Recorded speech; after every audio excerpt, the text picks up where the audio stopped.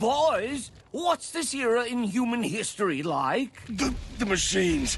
We built them to make our lives easier, but they rebelled. They won't stop until every human is dead. This seems like a nice future. Let's just stay here. We can settle down on that mountain of skulls.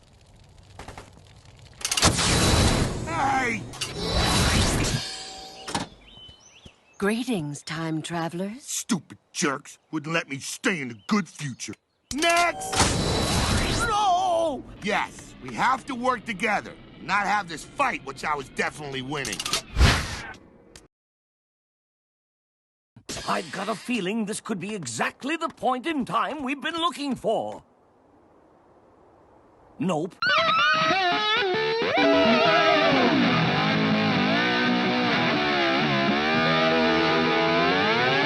You're listening to Duck Dust FM. Futurama, Matt Groening's Silver series full of golden content, painfully but somewhat mercifully ended a decade ago, with a touching series finale on par with Breaking Bad's Felina, The Wire's 30, and the first hour of The Sopranos.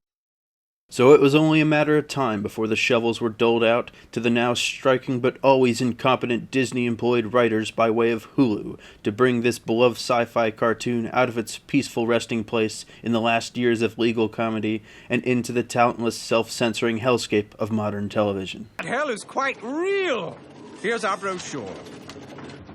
Now, for those unaware, Futurama has been cancelled twice before, and not because it was bad or anything. After a tremendous original run at Fox, the show ended before being picked up by Comedy Central for a few more seasons. The quality was erratic, and some great episodes came from it, but the show never truly regained the magic of the first few seasons for more than an episode or two, with the last two seasons leaning heavily into the quickly dated cultural commentary, like the Obama birth certificate controversy and Susan Boyle.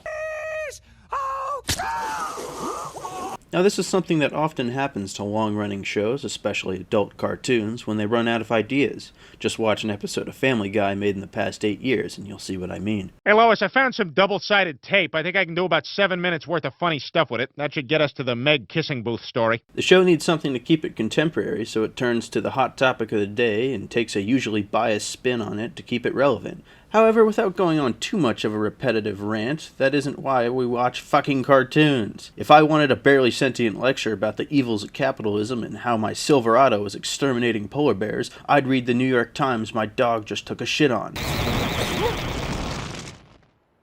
It's not even if you use politics or not, it's how much and how you do it. The earlier seasons of Futurama constantly and hilariously ragged on Nixon by making him a bodiless, hyper-exaggerated maniac, but never really overindulging in the joke, whereas in the aforementioned birth certificate episode, his joke character was meant to be a stand-in for the opposing real-life viewpoint. I could go on to examples like Proposition Infinity and The Mutants Are Revolting, but you get the point. But we need politics in cartoons to teach us things and help us understand topical issues. Well, for one, a 35 IQ Wesleyan graduate in the Hulu writer's room isn't going to be the best insight for anything but what vape cartridge fits your star sign. And if it was still 2005, I'd say go for it or whatever, but if you take a look outside, just for now, till we all settle down, people could use some wacky space hijinks a lot more than a political rant coming from their favorite cartoon characters, but that's just my opinion. Anyway, if you're still here, we might as well get to the episodes, and we'll speed run through the plots just to streamline it. The first episode in a decade picks up at the tail end of the last one, with time still frozen, and the professor shows up to unfuck Fry and Leela's freezing of time, which results in them being aged 10 years, endgame style, and an easy explanation for why everyone sounds slightly off and older,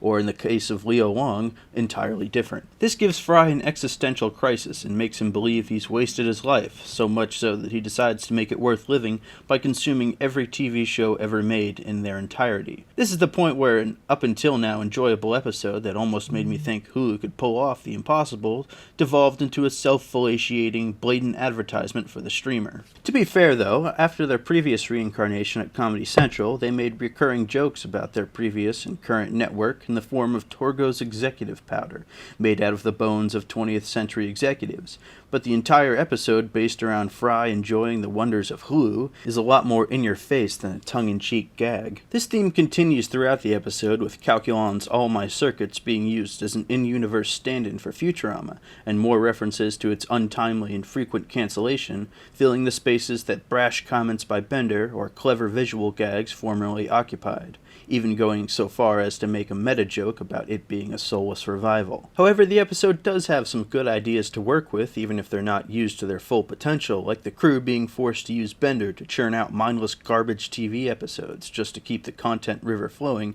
so Fry won't die from lack of TV consumption. It's great social commentary on the timely usage of AI in entertainment, incompetence of modern TV writers, though I suspect that was by accident, and our ingrained need for constant stimulation stemming from the overflow of content pouring out of Hollywood daily. Well, not anymore. Hello, Writers Guild. Well, there weren't really any political jokes outside of a ham-fisted, non-binary robots joke, it made for relatively enjoyable viewing and a respectable 5 out of 10. The second episode harps on another trope of reincarnated or 10 seasons past their prime shows, and opts for a continuation of a previous episode from the glory years, with Kif's children from a 2003 episode finally being born and Amy and Kif having to adapt to the highs and lows of parenthood in a fairly well-executed and realistic way, especially with the added drama of Leela having been the one who impregnated Kif. While the stakes never really set in for more than a few seconds, and some jokes overstay their welcome, it's another relatively decent episode that doesn't go straight for the political jugular when there's certainly one there undefended. So if these episodes are light on the politics and mostly non-offensive, acceptable viewing, why the big spiel about politics in Futurama? Well, if you look ahead to the upcoming episode titles for one, you can see that Hulu isn't even attempting to hide the ball with the politics. 2 upcoming episodes in September are titled Rage Against the Vaccine. Whatever could that be about, and specific point of view could it be portraying? Yes. Also written by the She-Hulk writer who whined about his $300 residual check for one of the worst atrocities ever put to screen. Or how about the next episode after that, Zap Gets Cancelled, where I'm guessing he makes an inappropriate comment to Leela, gets cancelled and goes on a mind-numbing journey of self-discovery, until he goes down the path that Smithers went down and make all the gay innuendos of the past their entire characters in the present, where now Zap is absolved of his womanizing, manipulative, pious past by embracing the gay suggestions of past episodes. Zap Brannigan already had a well-written redemption story in the Season 2 episode, Brannigan Begin Again, that didn't need a modern update, but then again the show itself didn't either. Well, we'll try and see how good or bad it gets, hopefully this time to the end, not like that Secret Invasion bullshit.